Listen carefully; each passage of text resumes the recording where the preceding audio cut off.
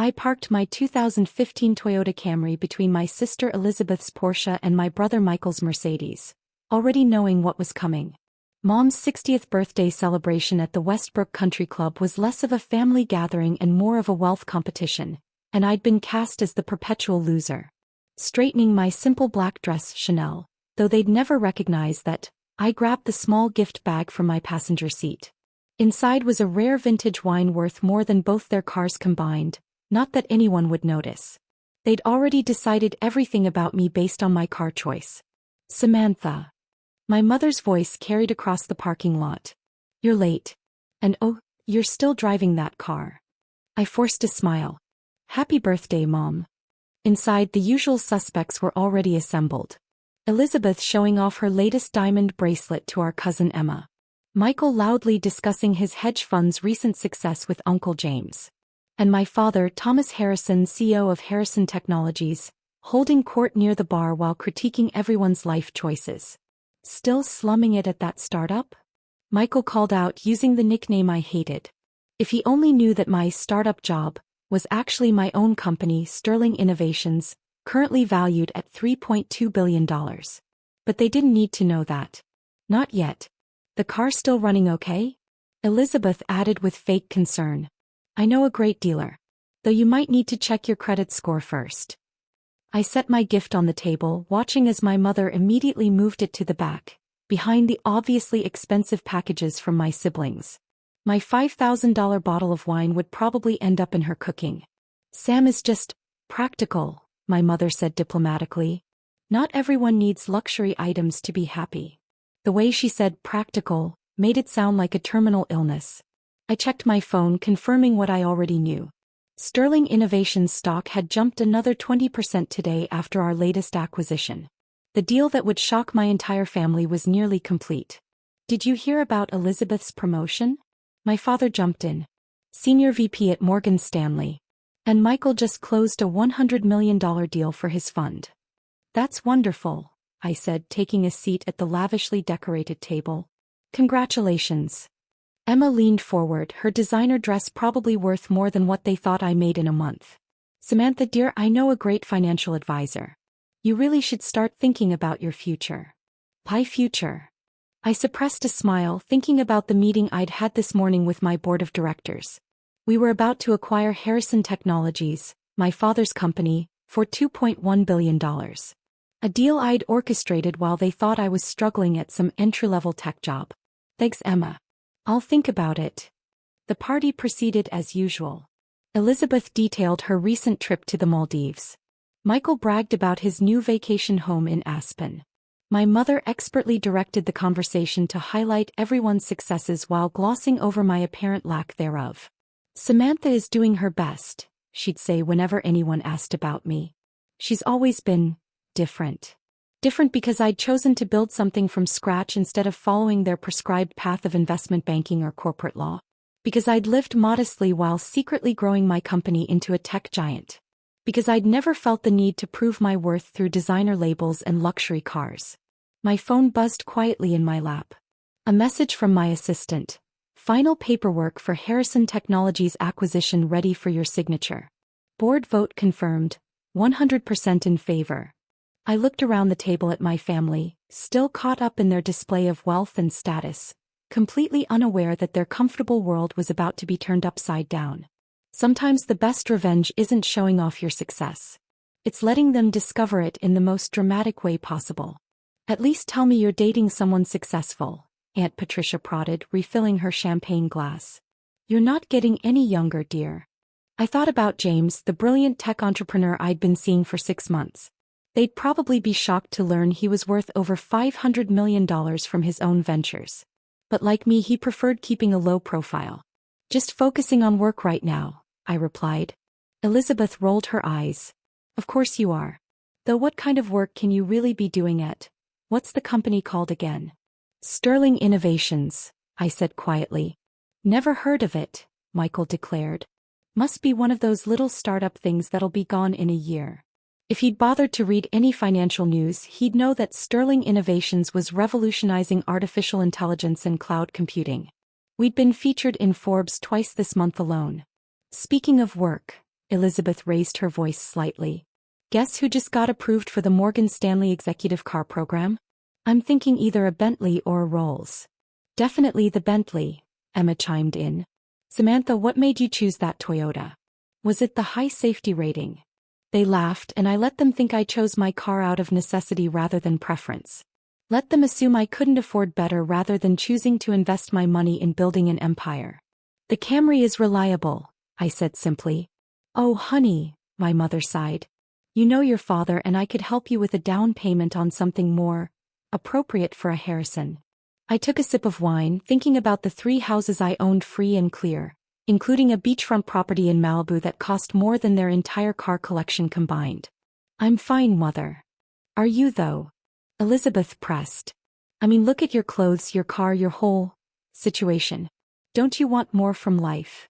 I thought about my company's current market cap, the thousands of employees who depended on me, the technological innovations we were developing that would change the world. I'm content with my choices. Michael snorted into his wine glass. Content with mediocrity. Typical Sam. That's when my phone buzzed. The caller ID showed my assistant's name, Maria. She knew not to interrupt family gatherings unless it was urgent. Excuse me, I said, standing up. I need to take this. Really, Samantha? My mother frowned. It's rude to take calls during dinner. I stepped away from the table anyway, feeling their judgmental stares. Maria, what's wrong? Ms. Harrison, I'm sorry to interrupt, but the Harrison Technologies acquisition documents need your immediate attention. The board has called an emergency meeting for tomorrow morning. I could feel Elizabeth trying to eavesdrop. The acquisition, she whispered to Michael, must be her company getting bought out by some bigger fish. If they only knew that the bigger fish was me. Has the press release been prepared? I asked clearly, watching their expressions shift from dismissive to confused. Yes, ma'am. All set to announce Sterling Innovations' $2.1 billion acquisition of Harrison Technologies at 9 a.m. tomorrow. I heard a wine glass shatter. Elizabeth's perfectly manicured hand had slipped, sending her expensive champagne spreading across her designer dress. And the leadership transition documents? Ready for your signature. The board has already approved removing your father as CEO and installing you as executive chairwoman. My father's face had gone pale. He was frantically checking his phone, probably seeing the messages from board members he thought were loyal to him. Perfect, I said calmly. Have my car brought around. I'll head to the office now. Your car, ma'am? The Bentley or the Aston Martin? I smiled, watching my family's expressions. No, the Camry is fine. Sometimes it's good to remind people that success isn't about what you drive. I hung up and turned back to the table. The silence was deafening. My mother's fork hung halfway to her mouth. Michael's face had lost its smug smile. Emma was frantically Googling Sterling Innovations on her phone.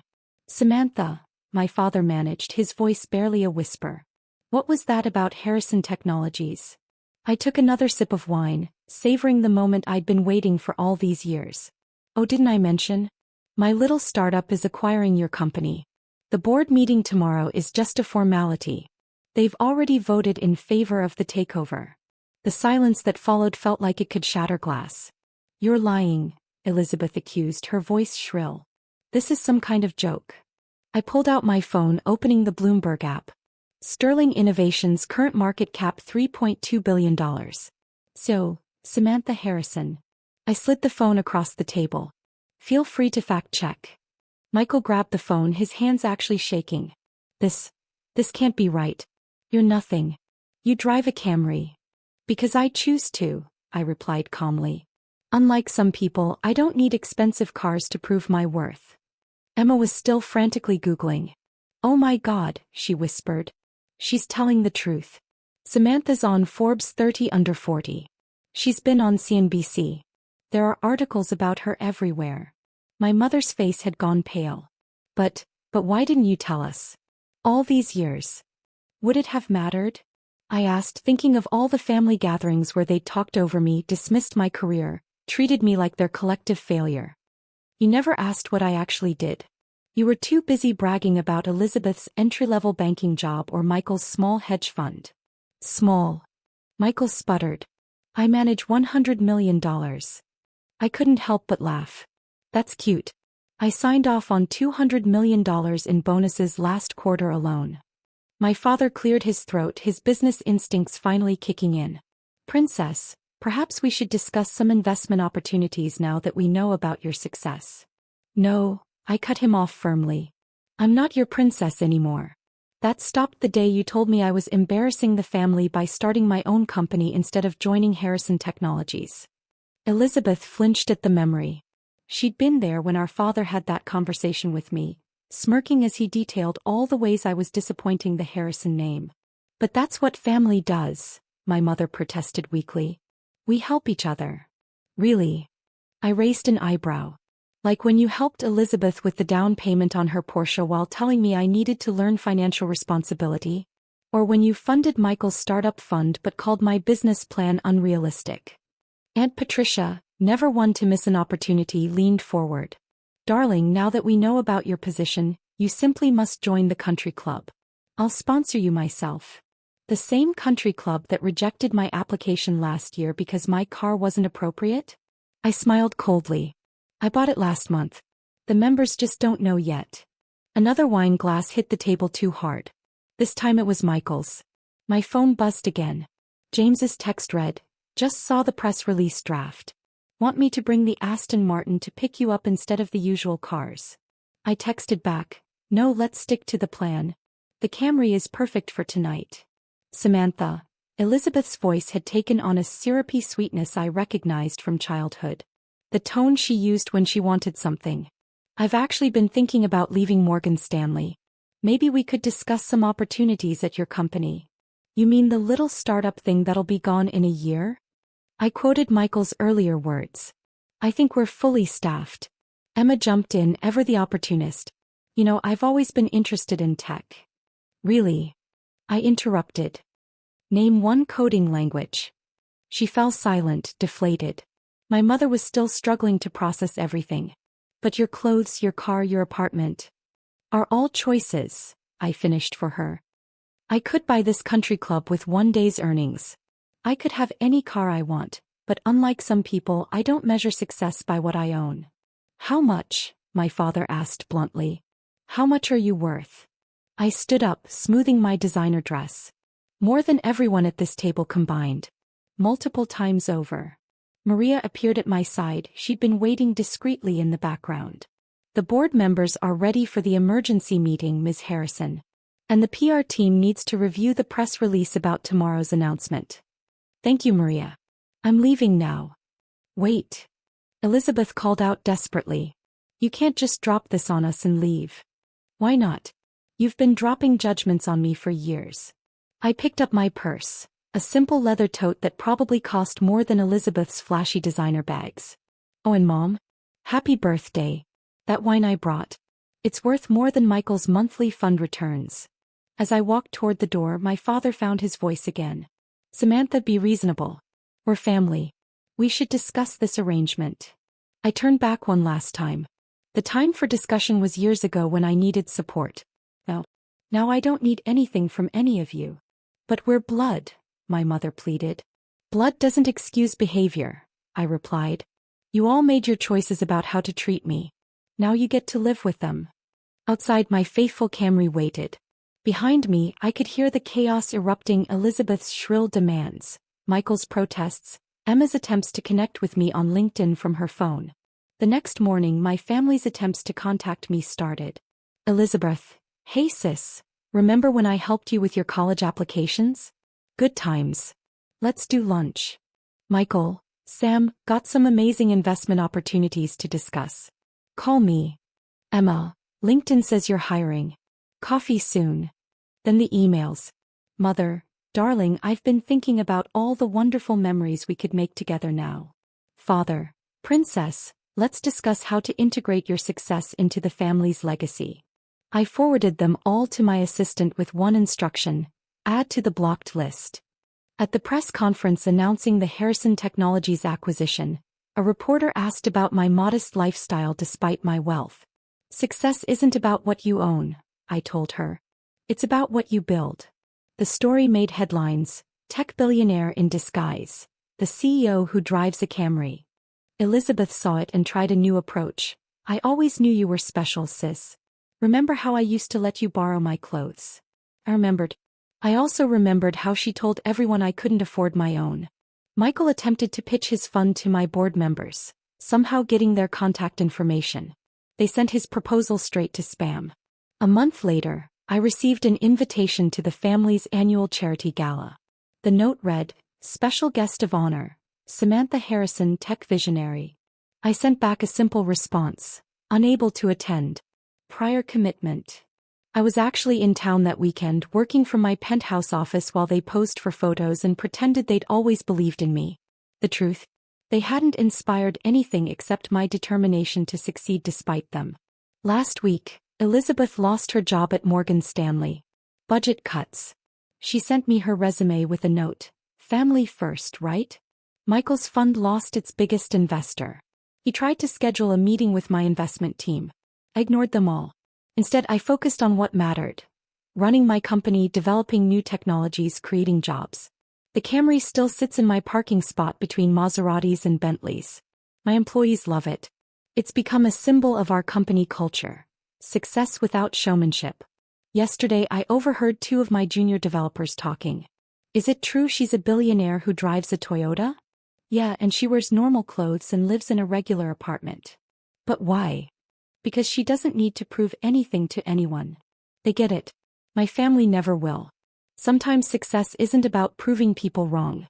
It's about proving yourself right. And sometimes the best revenge isn't showing people what they missed. It's letting them see it from a distance they can never cross. As for me, I'm taking my Camry to a board meeting. We're discussing a $5 billion expansion. I think I'll send my family a press release about it. After all, that's how they prefer to hear about my life anyway.